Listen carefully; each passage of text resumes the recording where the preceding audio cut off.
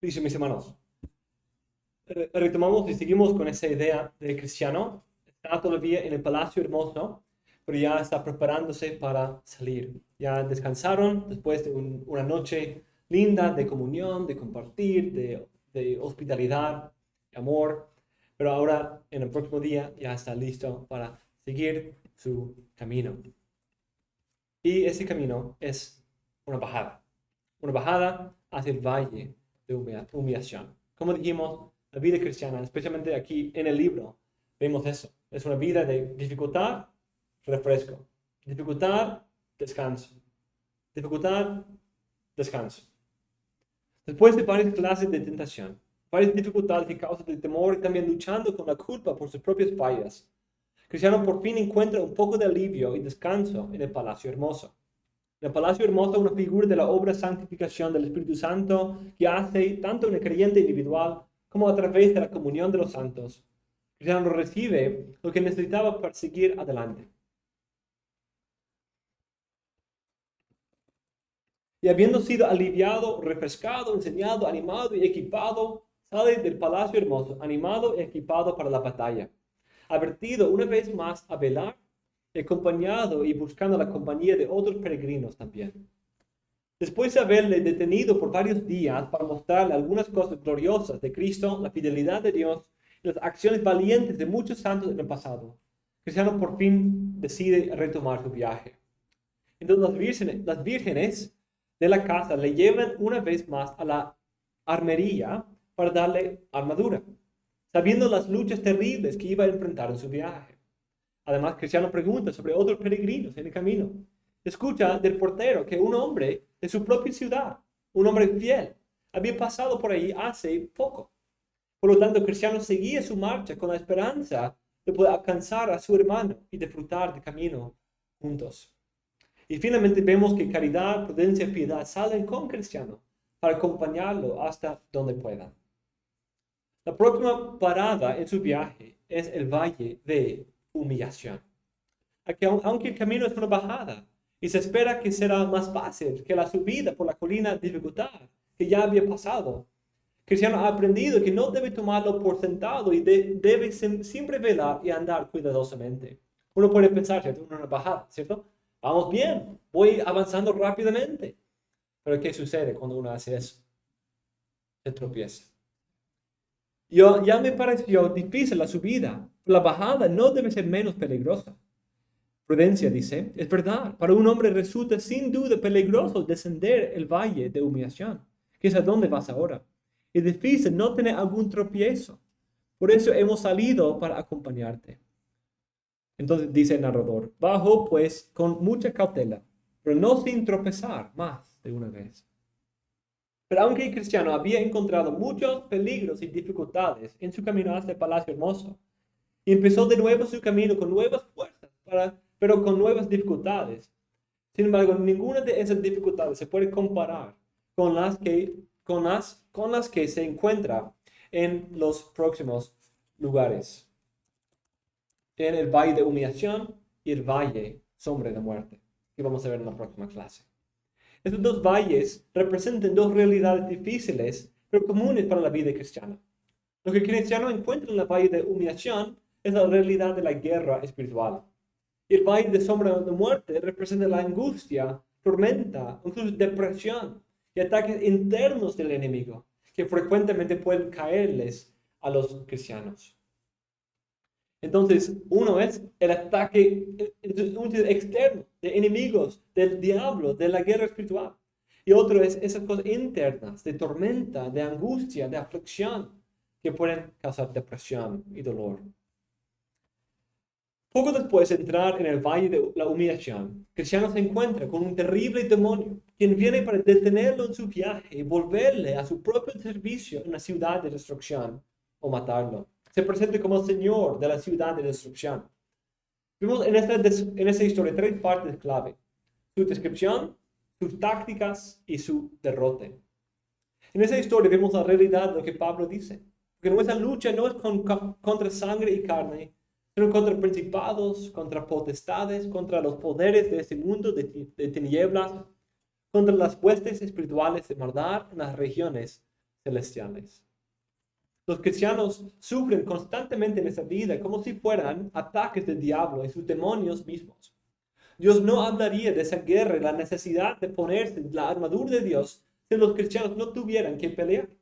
Como Spurgeon dice, Dios no da a su pueblo armas para que jueguen con ellas. No les da fuerzas para que las gasten en sus lujurias. Señor, si me has dado esas buenas armas, es seguro que las necesitaré en la dura lucha. Pero hay muchos enemigos que luchan contra los que dan testimonio de Cristo y buscan retomar su dominio que Cristo les ha despojado. Cristo es el gran libertador, quien ha llevado cautivo a los cautivos. Y así también pelea a favor de su pueblo y en ellos, para que ellos también sean partícipes de su victoria. Bunyan describe a ese demonio de esa manera. Demonio abominable llamado Apolión. Este nombre viene de la palabra griega, que significa destructor. Es el título usado del diablo en Apocalipsis 9, versículo 11. Quien es puesto como rey sobre las fuerzas infernales. En Apocalipsis 12 a 13 encontramos una realidad de la guerra espiritual que la serpiente antigua de Génesis 3 y sus servidores llevan contra los santos. Esas fuerzas buscaron con todo destruir a la mujer y la semiente, es decir, a Cristo, pero no alcanzaron y por esto no lo lograron. Y por esto fueron arrojados de los cielos y empezaron a luchar contra los santos en la tierra, los hijos de la simiente. En Apocalipsis 13 vemos dos bestias que son puestas por la serpiente misma para luchar contra los santos. Y la primera de esas bestias es la fuente de muchas de las descripciones del dragón aquí en Bunyan. Cuando el cristiano llega más cerca de su enemigo, vemos esa descripción. El aspecto de ese monstruo era horrible. Estaba vestido de escamas semejantes a las de un pez, de lo cual se gloriaba. Tenía alas como el dragón y pies de oso. De su vientre salía fuego y humo, y su boca era como la boca de un león. Esa es la descripción de la bestia de Apocalipsis 13. El texto de Apocalipsis 13 dice que a esta bestia se le concedió hacer guerra contra los santos y vencerlos. Y se le dio autoridad sobre toda tribu, pueblo, lengua y nación. Esta descripción es muy importante para la imagen de Bunyan. Aquí porque es esta guerra que vemos ilustrada y esta idea de su autoridad sobre ciertas porciones de la humanidad provee la base para algunos de sus argumentos. Diciendo, tú eres mi súbdito. Tú me debes a mi obediencia. Tú eres mi súbdito. Al ver este escenario terrible, el cristiano está lleno de terror y piensa en volver atrás para evitar la lucha con este enemigo. Comenzó pues a tener miedo, a pensar si sería mejor volver o mantenerse firme en su puesto. Pero se acordó de que no tenía armadura para sus espaldas, y por tanto volverlas al enemigo sería darle a este un gran ventaja, pues con facilidad lo podría herir con sus saetas. Por eso decidió tener valor y mantenerse firme, porque este era sin duda el único recurso que le quedaba para salvar la vida. Pero en vez de volverse atrás, Cristiano obedece el llamado del apóstol Pablo cuando describe esta realidad de la guerra espiritual. Por lo demás, fortaleceos en el Señor, en el poder de su fuerza. Revestíos con toda la armadura de Dios, para que podáis estar firmes contra las insidias del diablo. Por tanto, tomad la armadura de Dios, para que podáis resistir en el día malo, y habiéndolo hecho todo, estar firmes. Bunyan ilustra este llamado a estar firme y resistir por la actitud de cristiano en enfrentarse a este gran enemigo, aunque con aparentemente más poder que el cristiano. Además, Bunyan se aprovecha de una realidad interesante en la descripción bíblica de la armadura. ¿Cuáles son los aspectos de esta armadura? Hay un cinturón de verdad, una coraza de justicia para su pecho, los calzados del evangelio, el escudo de la fe, el yelmo de la salvación para su cabeza y la espada del Espíritu. Pero lo que Bunyan nota aquí es que no hay nada que cubre la espalda. Hay algo para el pecho, pero no hay algo para las espaldas. Entonces se aprovecha para esa falta y dice, eso es porque Dios no quiere que le demos las espaldas al enemigo, sino que, como dice, estar firmes, resistir en el poder de su fuerza, para que podamos superar.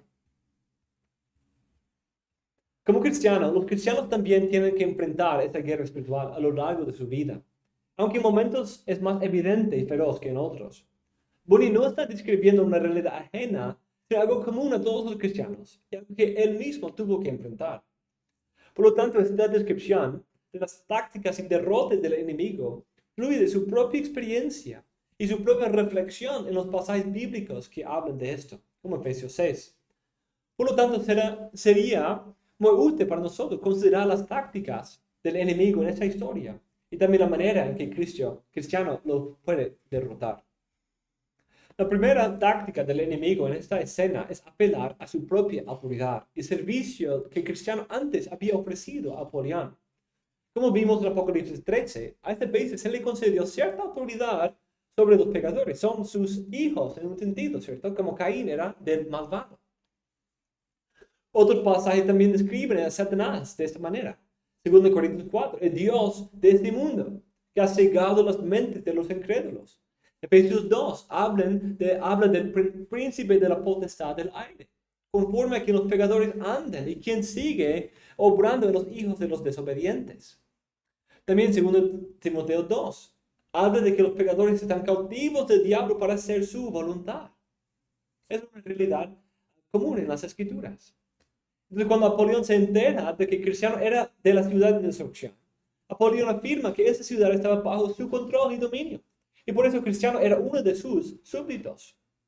Lo cual quiere decir que eres uno de mis súbditos. Porque todo aquel país me pertenece. Y yo soy su príncipe y su Dios. Esas frases de Efesios y Corintios. Como te has sustraído al demonio de tu rey. ¿Cómo te has sustraído el dominio de tu rey? Si no confiara en que me has de servir mucho tiempo aún, de un golpe te aplazaría contra el polvo. Eso es una de las realidades de la vida en pecado que Bunyan no desarrolló al principio, cuando trató del estado de cristiano antes de llamada del evangelista. Habla de la carga, habla de los andrajos, pero no habla tanto de la esclavitud. Pero eso aquí vemos es parte de la realidad. Está bajo esclavitud a Satanás. Y tiene que ser librado. Y eso es también lo que Cristo ha hecho por él. Cristiano reconoce que nació en el dominio de ese demonio. Incluso en su estado pecaminoso había jurado su lealtad a él. Dice, pero tu servicio era muy pesado y tu paga tan miserable que no me bastaba para vivir. Porque la paga del pecado es muerte. Así pues, cuando alcancé el uso de razón, actué como las personas sensatas y pensé en mejorar mi suerte. Ese dominador oprime a sus siervos, les hace sus esclavos del pecado. Pero es un servicio duro y pesado, cuya paga es la muerte, Romanos 6:23. Debido a esa relación anterior, Apolión trata de convencerle a Cristiano a volver porque en un sentido tiene un derecho de reclamo sobre él. Como dice, no hay príncipe alguno que esté dispuesto a perder súbditos tan fácilmente. Yo por mi parte no quiero perderte a ti. El enemigo trata de mantener a sus súbditos y siempre trata de traerlos de vuelta a lo mismo al cual antes eran el esclavo. Usa la vergüenza y temor para llevarles de vuelta a su servicio. La vergüenza y temor y culpa son tácticas muy comúnmente usadas por el enemigo para hacernos retroceder y no mirar a Cristo. Pero no termina ahí, sino también le da nuevas ofertas de placer y gloria. Entonces sigue diciendo, ok, ¿no te gustó la paga anterior? Te puedo dar algo mejor. Esa es la segunda táctica del enemigo. Le dice, pero ya que te quejas del servicio y de la paga, vuélvete de buena voluntad y te prometo todo lo que nuestro país puede dar de sí. Ya que la experiencia anterior de Cristiano era tan desagradable y le llevó a tener una carga tan pesada sobre sus hombros, Apolión promete los placeres del pecado para que vuelva atrás. Después de que uno haya sido librado del enemigo, siempre busca reclamar lo que antes era suyo. Como alguien que está saliendo, tiene que renunciar a un trabajo. Quizás si es un buen empleado, busquen con otras ofertas, ¿cierto? Entonces vamos a subirte de sueldo, vamos a darte esta promoción, vamos a hacer esto. Tratando de regatear para mantenerlo. Eso es algo que él está haciendo aquí. Dice algo así, quizás no encontraste placer y paz en mi reino en esos medios, pero tengo otros que puedes intentar. y puedes encontrar el placer. El enemigo le tienta al cristiano, como se dice en la fábula antigua, sobre las moscas que se asentaron en la miel derramada. Vinieron a disfrutar y llenarse de la dulzura y placer de la miel, solo para ver después que estaban pegados allí, sin la habilidad de salir o escaparse, y solo para morir. Algo que ofrecía placer, ¿cierto? Pero se pegó y murió. Eso es la naturaleza del pecado, la tentación. Siempre promete algo placentero, gozoso, que quitará el dolor y la amargura de los intentos anteriores. Pero como las moscas, solo es una trampa que quita la vida. Cristiano valientemente le profesa: estoy ya a servicio de otro, a saber, del Rey de Reyes, y no puedo volver contigo sin faltar a la justicia. Y sobre todo quiero decirte la verdad: su servicio, su paga, su servicio, su gobierno, su compañía y su país me gustan muchísimo más que los tuyos. No pierdas, pues, el tiempo intentando convencerme. Soy tu siervo y estoy resuelto a seguirle. Cuando estas tácticas no funcionan, Apolión sigue atacando a la cristiana a través del temor. Le dice: has obrado, como dice el proverbio, yendo de mal en peor. Guatemala, peor. Lo que quiere decir con esto es que el cristiano había salido de un servicio duro y pesado solo para entrar en un camino que solo trae dificultades y a una muerte desgraciada. Como vimos de Sabios según el mundo, ¿cierto? Eso fue la misma táctica. Mira, es decir, yo conozco a muchos que lo han intentado y solo encontraron desgracia, encontraron molestia, encontraron aflicción. Entonces aquí escoge este camino. Ya que conservas aún tu serenidad y tu sangre fría, piensa bien en lo que con toda probabilidad encontrarás en ese camino por donde vas. Te consta que la mayor parte de sus siervos tienen un fin desgraciado, porque son transgresores contra mí, contra mis caminos. ¿Cuántos de ellos no han sido víctimas de una muerte vergonzosa? Además, si su servicio es mejor que el mío, ¿por qué hasta hoy no ha salido nunca de donde está para librar a quienes lo sirven?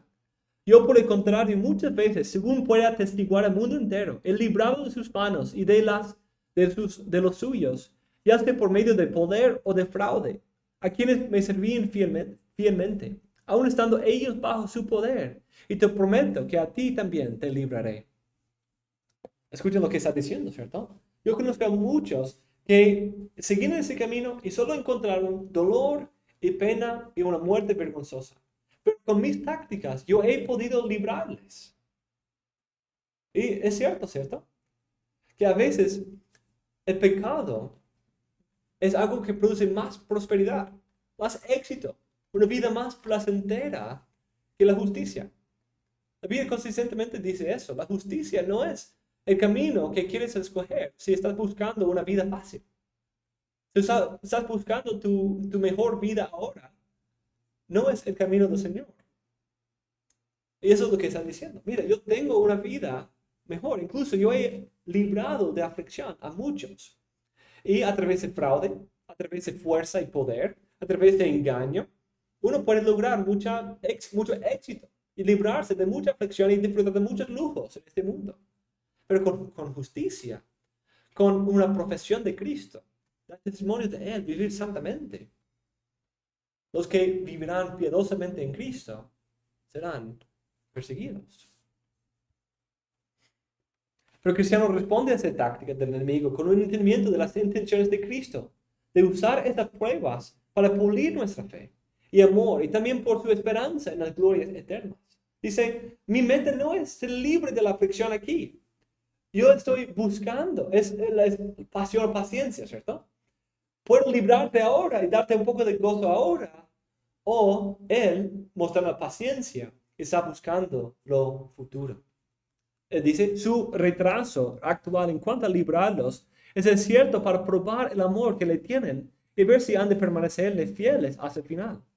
Y en cuanto al fin desgraciado que, según dices, han tenido algunos, eso ha sido precisamente para ellos lo más glorioso de todo, porque no esperan una liberación presente, ya que ellos esperan su gloria, la cual obtendrán cuando su príncipe venga en la suya propia y en la de los santos ángeles. Eso me recuerda de un texto en Isaías 57. El justo perece y no hay quien se preocupe. Los hombres piadosos son arrebatados sin que nadie comprenda. Que ante el mal es arrebatado el justo y entra en la paz. Descansen en sus lechos los que andan en su camino recto. Mas vosotros venid acá, hijos de hechicera, descendientes de adúltero y ramera. ¿De quién os burláis? ¿Contra quién abrís la boca y sacáis la lengua? ¿No sois vosotros hijos de rebeldía, descendientes de la mentira, que ardéis con pasión entre los robles, bajo todo árbol frondoso, que sacrificáis los hijos en las quebradas, debajo de las hendiduras de las peñas? Entre las piedras lisas de la quebrada está tu parte, ellas son tu suerte. También para ellas has derramado libación, has ofrecido ofrenda de cereal. ¿He de aplacarme con esas cosas? Sobre un monte alto y encumbrado has puesto tu cama. Allí también subiste a ofrecer sacrificio. Y detrás de la puerta del umbral has puesto tu señal. En verdad, bien lejos de mí te has descubierto. Y has subido y ensanchado tu cama. De ellos has logrado pacto a tu favor. Has amado a su cama. Has contemplado su virilidad.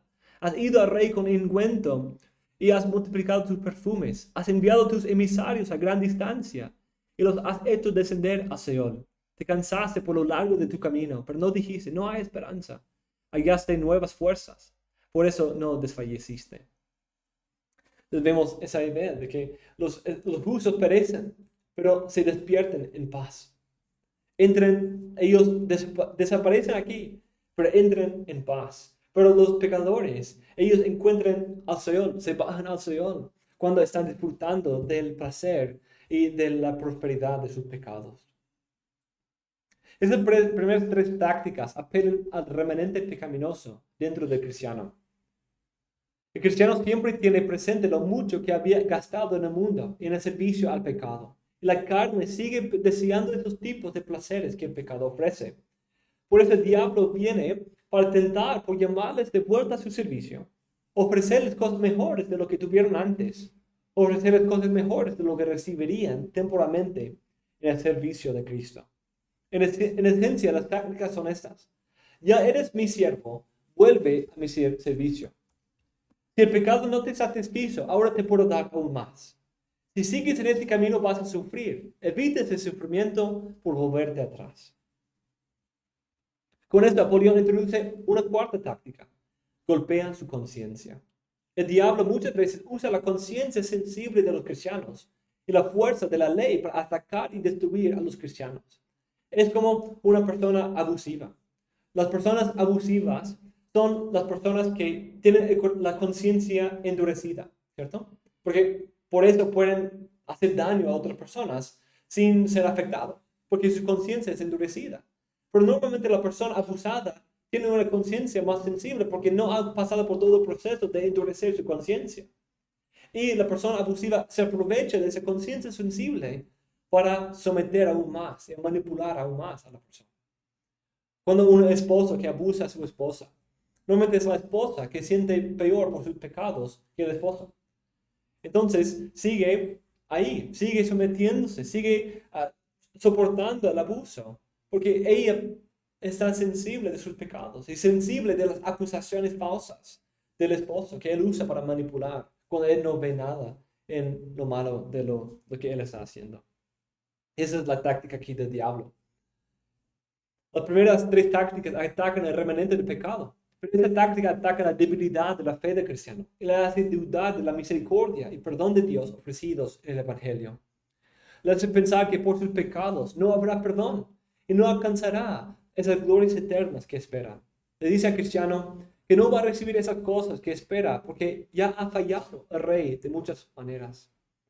Es algo muy interesante ver, comparar las maneras en que un abusador, las tácticas que él usa, un abusador, que él usa para mantener bajo ese abuso a alguien más. Son las mismas tácticas aquí. Yo soy tu Señor, tu Dios, tú me debes, tengo reclamo, un derecho sobre ti. Que mira, no puedes ir a nadie más te va a recibir. Mira qué tan malo eres, nadie más te va a recibir. Dice, por de pronto, en el momento mismo de salir, desfalleciste al verte casi ahogado en el pantano de desaliento. Después pretendiste por diferentes caminos sacudirte la carga que te abrumaba, debiendo haber esperado hasta que tu príncipe te la hubiese quitado. Luego te dormiste inexcusablemente, perdiendo en aquel lugar tu prenda más valiosa. También estuviste a punto de volver atrás por miedo de los leones. Y sobre todo, cuando hablas de tu viaje y de lo que has visto y oído, te domina el espíritu de vanagloria en todo lo que dices y haces. Apolión le da una lista de fallas que ha cometido. Incluso le golpea por uno que parece estar cometiendo en el momento de haberse jactado de sus victorias en el camino. Según lo cuenta Apolión, el camino del cristiano ha sido lleno de fracaso. Incluso en las pocas victorias que ha tenido, solo le han llevado a la vanagloria y el orgullo. Pero el cristiano responde: tienes mucha razón en todo esto, y has pasado por alto mucho más que pudieras decir. Pero el príncipe a quien sirvo y honro es misericordioso y perdonador. Además te olvidas de que esas flaquezas se habían apoderado de mí mientras estaba en tu país. Allí las absorbí y me han costado muchos gemidos y pesares. Pero habiéndome arrepentido de ellas, el príncipe me las ha perdonado. Cristiano responde con 2 golpes más a Apolión. En primer lugar, en vez de tratar de justificarse o excusarse sus muchas fallas, Cristiano se aferra de las promesas y el carácter de su príncipe. Su esperanza no es en él, sino es en su Señor y su misericordia. Reconoce que ha pecado en aún más maneras que las que Apolión menciona, pero el Señor es misericordioso y perdonador. En segundo lugar, demuestra la necedad del argumento de Apolión.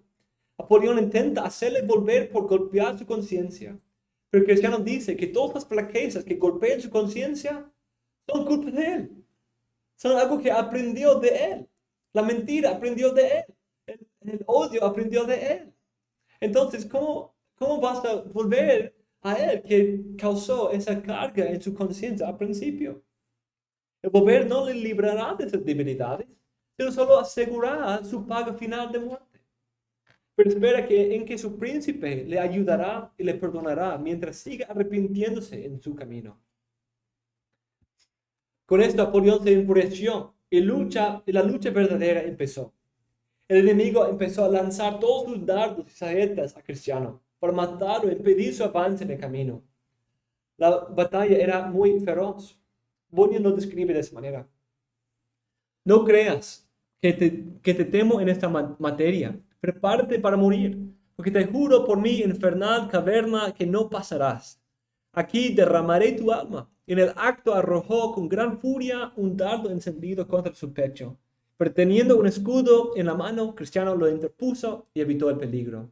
Luego Cristiano desenvainó su espada porque vio que ya era tiempo de acometer.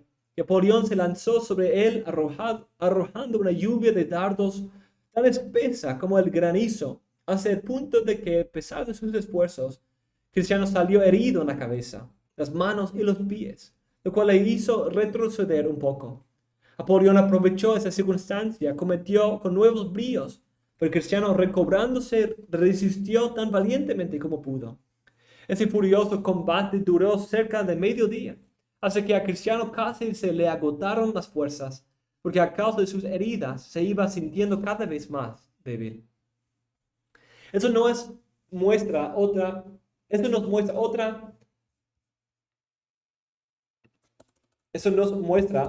táctica del enemigo. Cuando la primera vez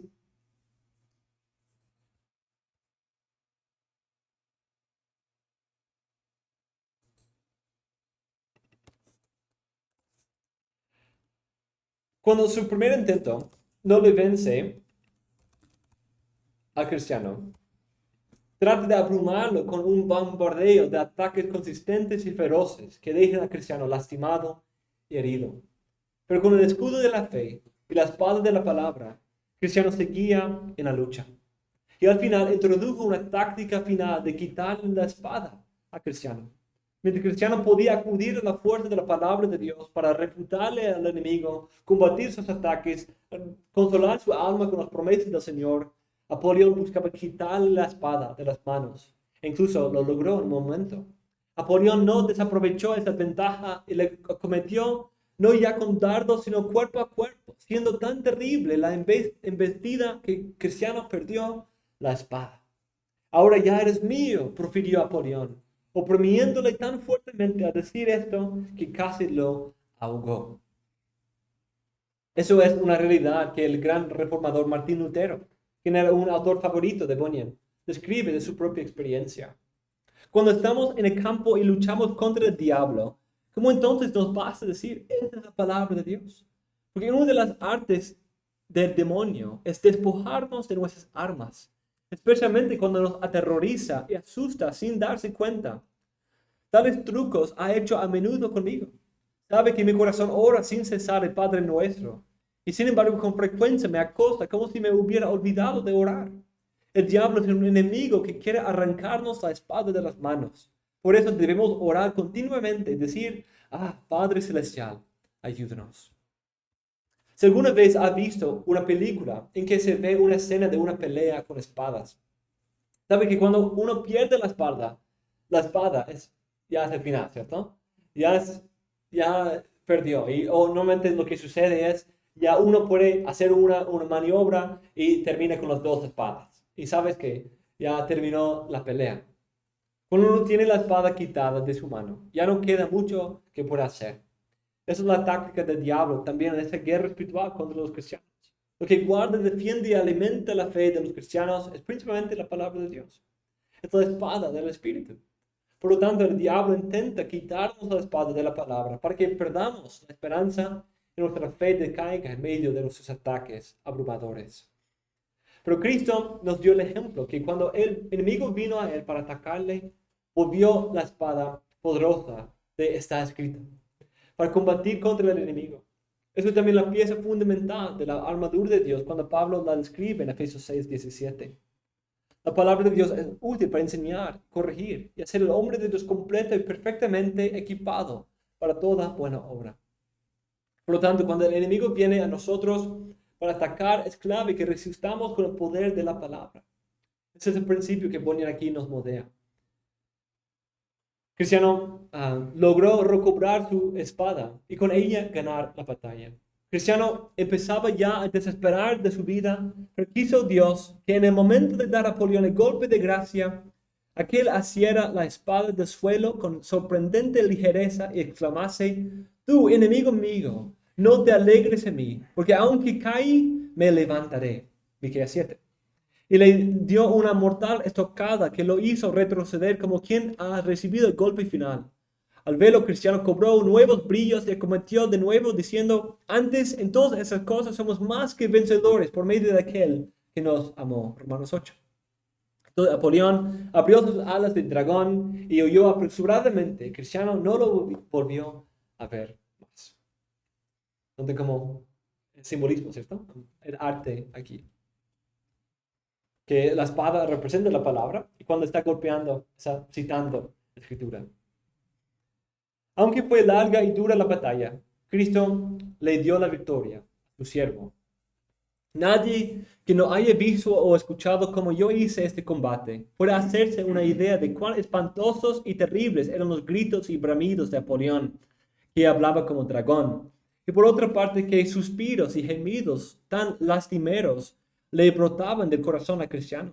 Larga fue la pelea, y sin embargo, ni una sola vez vi en los ojos de este una mirada pacífica, hasta que hubo herido a Apolión con su espada de doble filo. Entonces sí que levantó la vista y se sonrió. Aquel fue el espectáculo más terrible que yo haya presenciado jamás. Una vez concluida la pelea, Cristiano pensó en dar gracias a aquel que le había librado de la boca del león, auxiliándole contra Apolión. Y puesto de rodillas dijo, Beelzebú se propuso mi ruina, mandando contra mí su mensajero, a combatirme con furiosa inquina, y me hubiera vencido en trance fiero.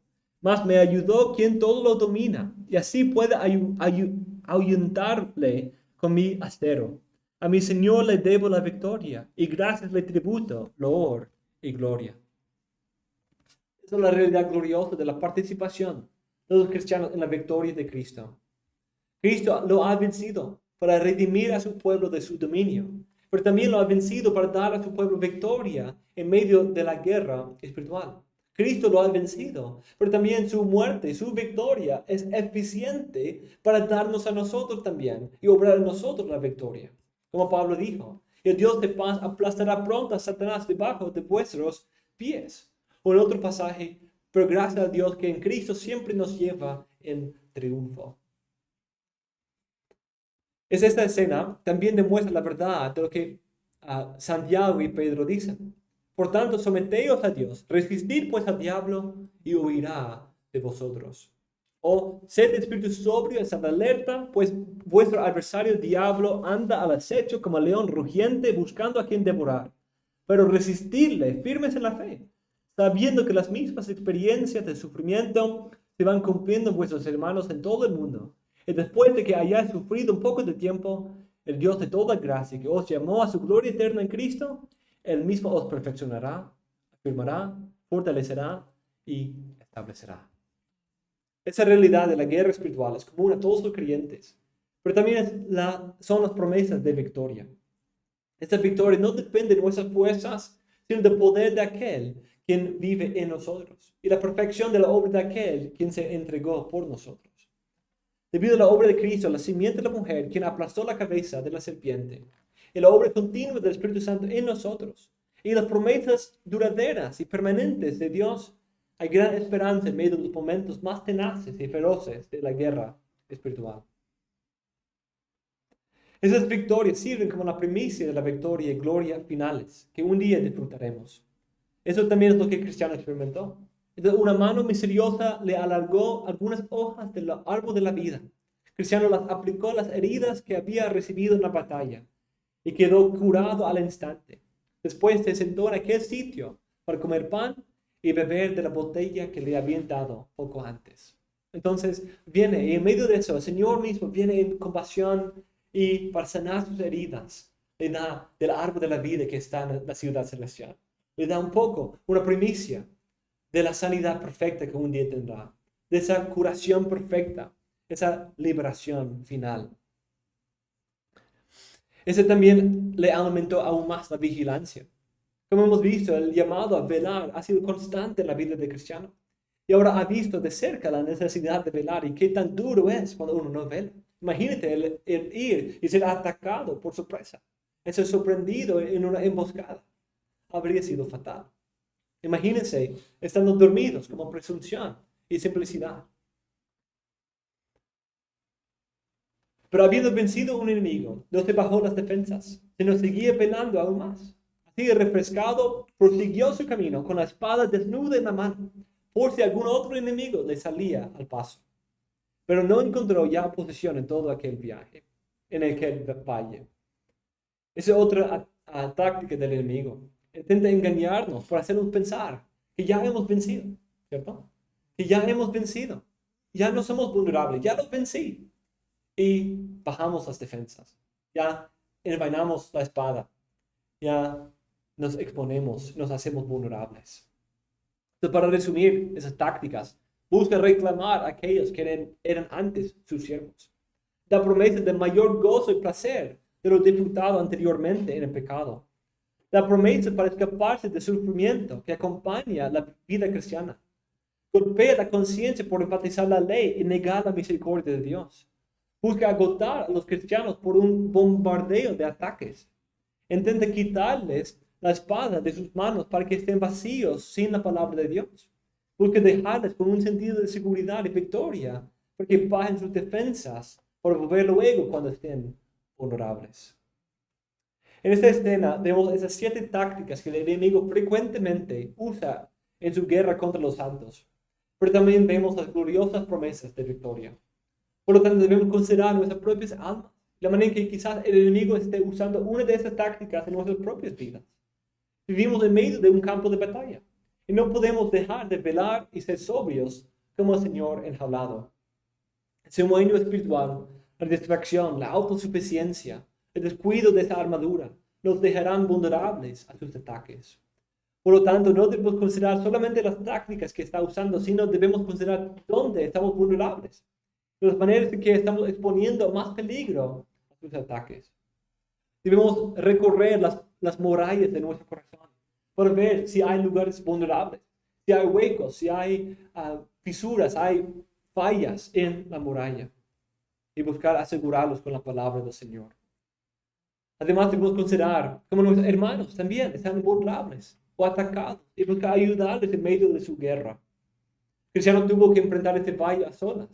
Pero cuanto más éxito habría tenido con la compañía de algunos peregrinos más para luchar con él, orar por él, animarle y ayudarle a ver detrás de las mentiras y engaños del enemigo. Cristo ha dado la promesa de victoria a todo creyente verdadero, pero también usa los medios de su pueblo para que se ayuden en medio de los ataques del enemigo. No estamos seguros todavía. Hay muchos peligros aún.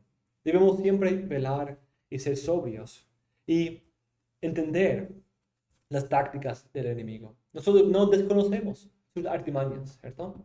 Sino conociéndolos, nos fortalecemos en el poder de que Cristo da, el poder del Espíritu Santo, quien resucita a los muertos y vivifica la justicia, y que en Él tengamos la victoria. Gracias a Cristo, en quien somos más que vencedores.